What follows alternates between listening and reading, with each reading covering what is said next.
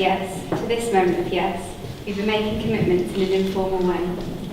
All of those conversations that you've had in a car, or over dinner, or during long walks, all of those conversations that began with when we're married and continued with I will, you will, and we will. All of those late night talks that included the words someday, somehow, and maybe, and all of those promises that are unspoken matters of the heart. All of these things and more are the real process of a wedding. The symbolic vows that you're about to make to one another are a way of saying to each other, you know all those things that we promised and hoped and dreamed of? Well, I meant every word. Look at each other and remember this moment in time. Before this moment, you've been many things to one another, a friend, companion, lover, even teacher, who you've learnt so much from each other over the years. Shortly you will say a few words that will take you across the threshold of life, and things between you will never quite be the same. After today, you will say to the world, this is my husband and this is my wife. Thank you very much, Sarah.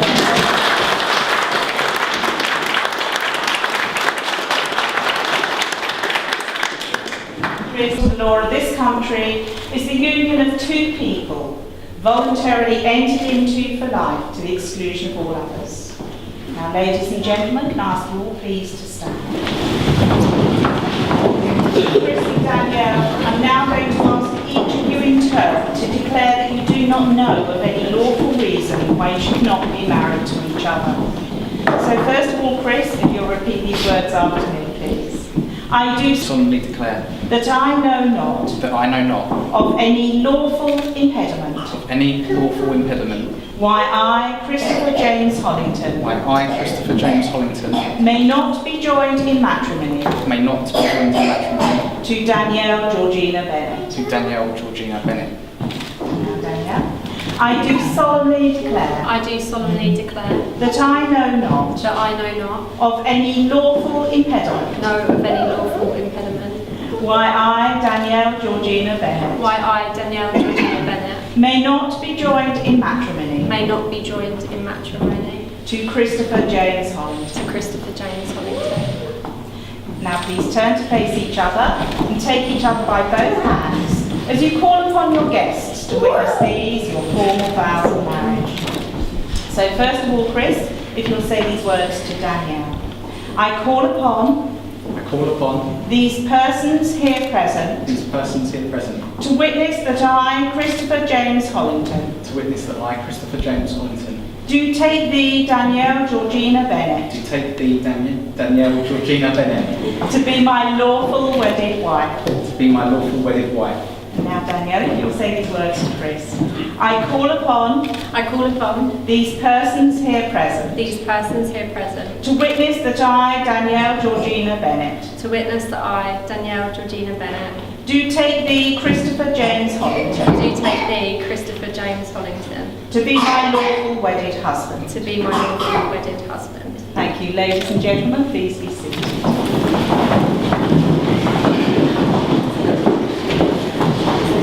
Marriage is one of the greatest gifts two people can share. The strength of emotion that commits one person to another has no boundaries. Each receives the love and the trust of the other as a precious gift. Marriage is a promise, not that life will always be perfect, but an assurance that there will always be someone who cares by your side. Marriage brings hope, acceptance, and comfort. It is the union of two people who promise to share one future together.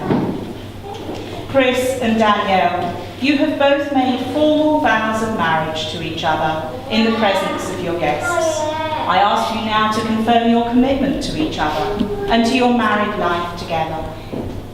Chris, do you promise to love, honour and respect Danielle, be her companion in life, best friend and soulmate, and support and care for her for as long as you both shall live? I do. Danielle, do you promise to love, honour and respect Chris, be his companion in life, best friend and soulmate, and support and care for him for as long as you both shall live? I do. Danielle and Chris, you have chosen to seal the promises you have made today by the giving and receiving of wedding rings, which will always be an outward sign of your vows of love, respect and commitment to each other. Danielle's room.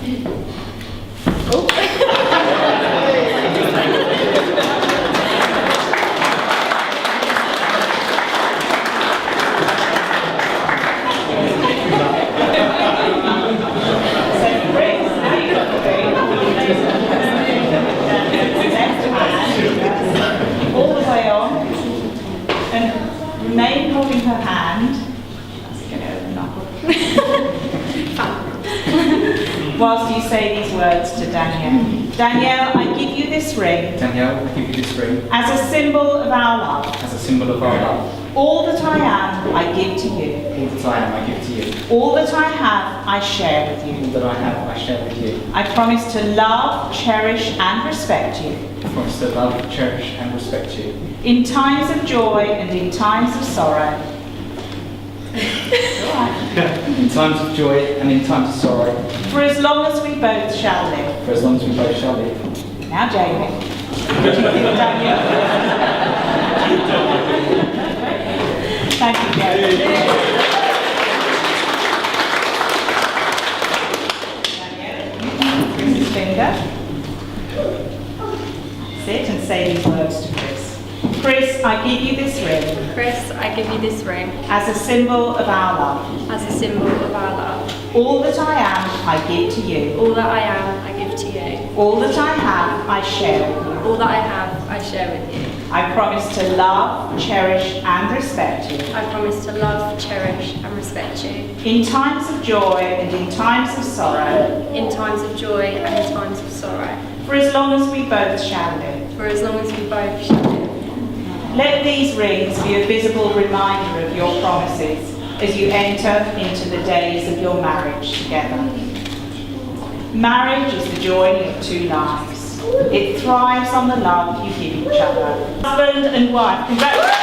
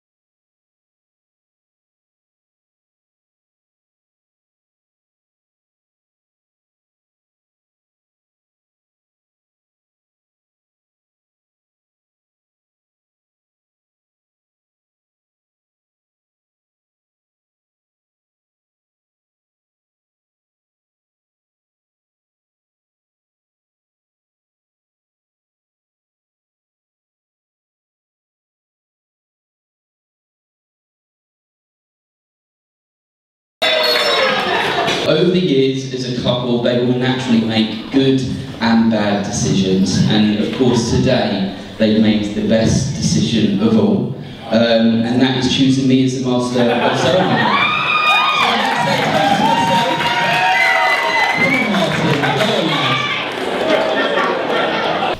Danielle, I think everyone would agree you look wonderful today. You've been very active.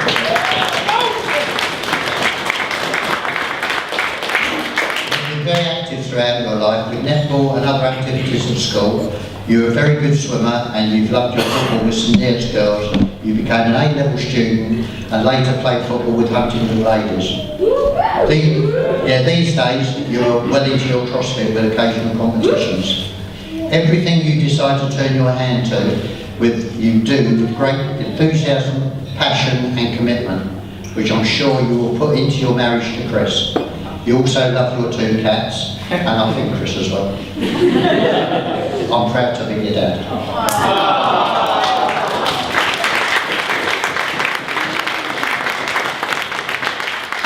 Danielle is very kind and thoughtful and has a loyal and long-standing close group of friends, Jamie and Becky.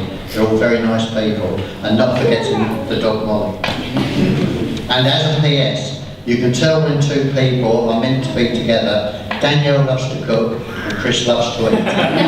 Let's stand and toast the bride and groom, Danielle and Chris.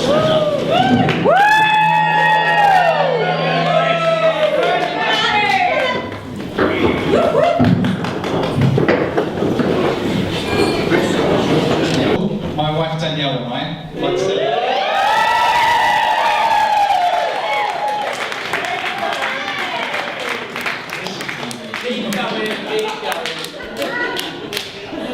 we'd like to say thank you to you all for coming. It means so much to us that you're all here to share our special day. Naturally, being the groom, I've had very little to do with the planning of the wedding, although I did insist on helping to choose and of course taste the cake. Basically, I have to hold my hands up and say that Danielle has been responsible for the vast majority of the wedding preparations. She really has put her heart and soul into planning and creating a perfect day for us. Danielle, you look absolutely incredible. I have no idea how I managed to get so lucky. Not only do you have a pretty face, but you're also intelligent, thoughtful, kind and funny. You really are my best friend, and I'm so happy that you've chosen to spend the rest of your life with me. I would like everybody to be upstanding and raise a glass for my beautiful wife, Danielle.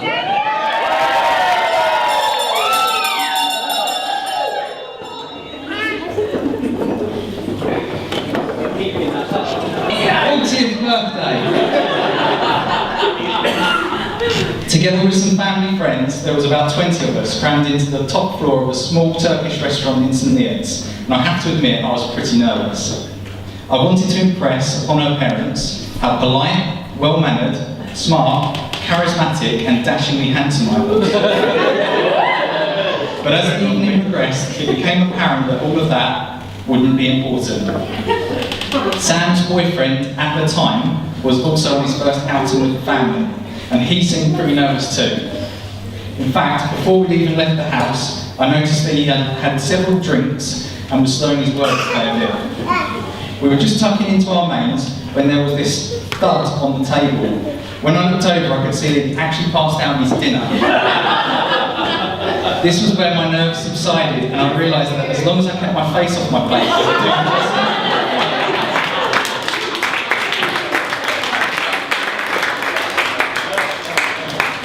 Sam has since upgraded to Steve.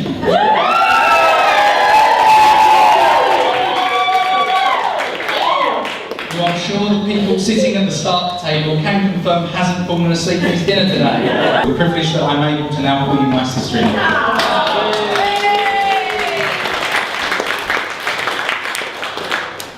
Alison and Chris, I want to say thank you for welcoming me into your family and for all the help and support you've given to me and Danielle over the years.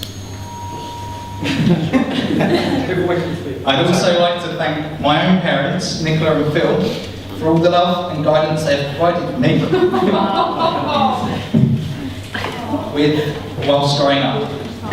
I think it's safe to say that all your efforts have paid off, because not only do you have a fantastic son, but now also an amazing daughter-in-law too.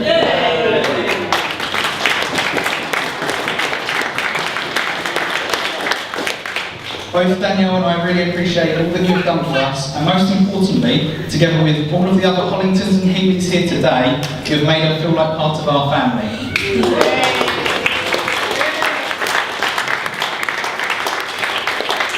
I'd now like to hand over to my best man Luke, who should be reminded that the wedding cake is only for people who don't say bad things about me in their best man speeches.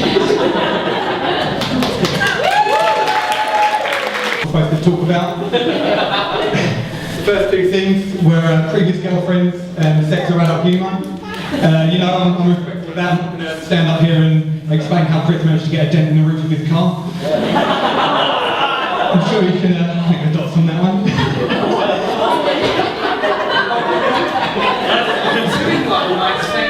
The third one is I'm not supposed to talk about how much I dislike weddings. Well, I'm going to stand up here at their wedding and mention how I think it's a really expensive way to get the government involved in your relationship. I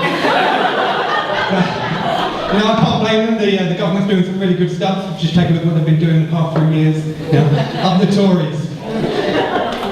But my opinion's shaded. I broke up with my girlfriend a couple of months ago. Poor me. With that being said, I'd like to have an upstanding to toast the happy couple, happy and together and happy and happiness, happy and together. Cheers to the happy couple.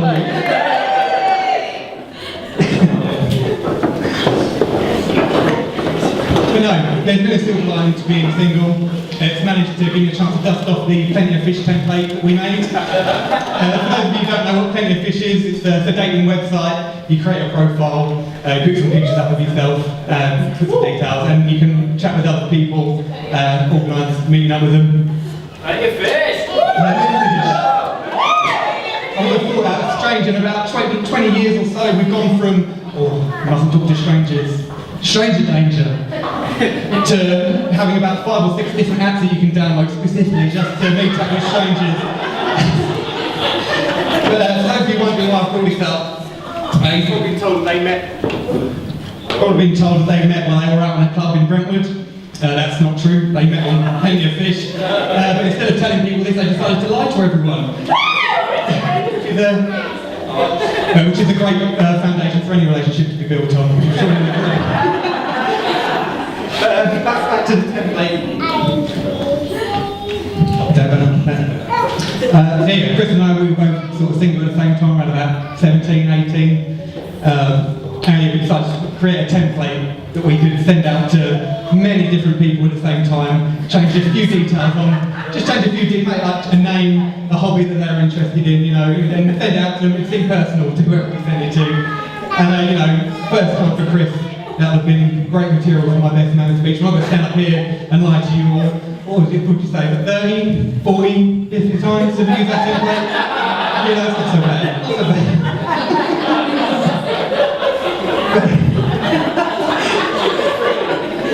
We weren't always best friends. A lot of funny things we won't be able to do either. A significant amount of time where we weren't even talking to each other.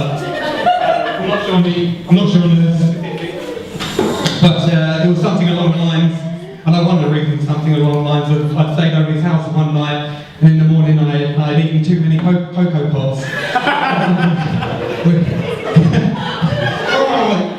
He's staying over and he's eating my Cocoa Pops.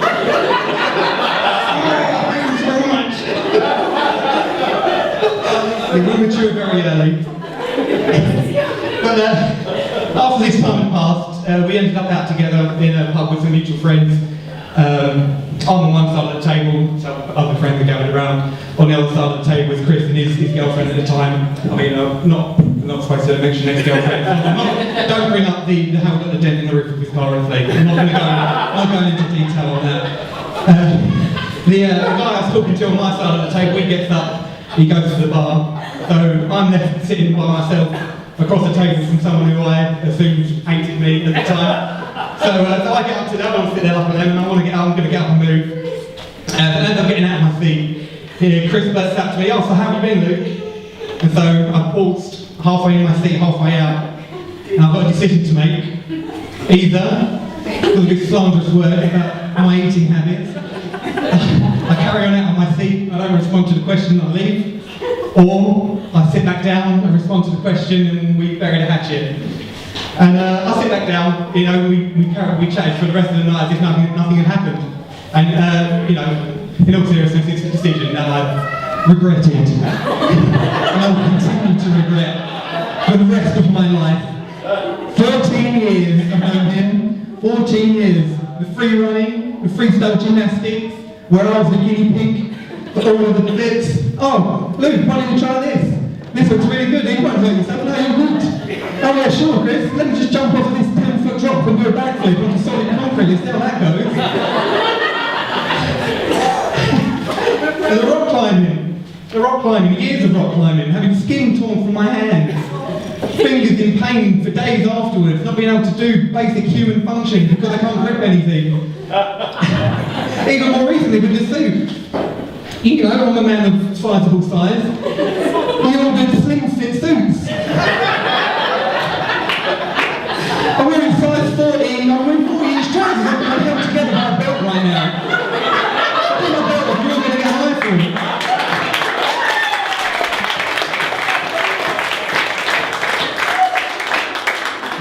You know, it's not just that, it's the phone calls, the endless amounts of phone calls. Phone calls in the morning on his way to work. Phone calls in the evening on his way home from work. Phone calls during the day on his way to and from the accountants.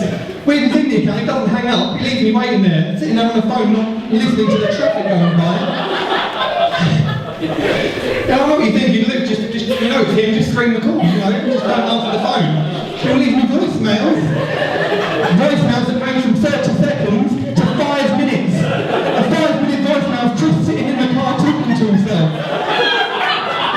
And the thing with which is usually revolved around how much of a terrible human being I am, and how everyone should be ashamed of me. I'm like thinking, you know the voicemails from Chris, don't listen to it. And I can't do that because eventually when he does get through to me, and he always does, there's going to be a pop quiz on the voicemail that he's left. If I don't listen to it, I'll just get more abuse held at me. 14 years! 14 years! But no, there has been times where he has been there for me. Been a few times. Recently, with my recent breakup, you know, I thought, well, who can I turn to in my time of need? And I thought, you know, I'll speak to Chris, you know, I'm sure he'll make me feel better about it. So I messaged him on WhatsApp. And I'm just going to read out the WhatsApp exchange.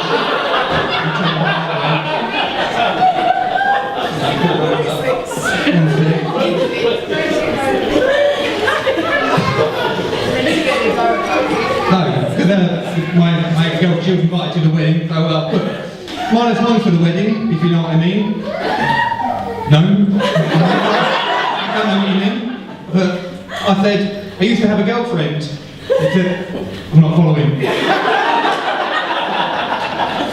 He said, oh, cool. I said, oh, no, don't call. I was at home by this point. And I didn't want to say it out loud. You know, it was still a fresh wound. You know, I was in the room, didn't want to talk about it, you know, but then. And he said, you don't want to snivel down the phone to me? Of that or the football I can watch on replay, I can't decide what would entertain me more. He's my best friend. And I said, yeah, football sucks, but I also suck. And he said, yeah, you suck. You suck so much worse than football. And he asked me, oh, when did this happen? I was like, literally like 2 hours ago. So, 2 hours ago, you know, it's a pretty mutual breakup. And he said, I hope it was by text, because that's all you deserve.